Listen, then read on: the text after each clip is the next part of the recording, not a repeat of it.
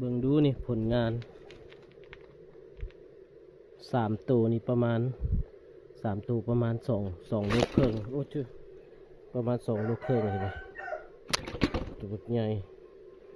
4 ตัวนี่ประมาณ2 โลครึ่งโชคดี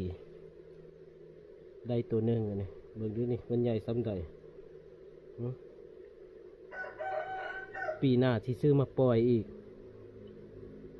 ที่ซื้อมาเลี้ยงใส่กระสังปีหน้าพอดีเดือน11 12แล้วเป็นตะกินเลยตัวบกตุ้ยยังวะนี่ตัวบกตุ้ยตุ้ยอันตันอยู่ติดขึ้นมาตัวหนึ่งติดแห่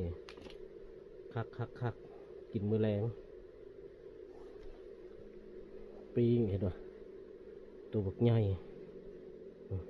มีแต่ตัวตุ้ยส่วนเกี่ยวเข่าแล้วนะกุ้งกะตัวหนึ่ง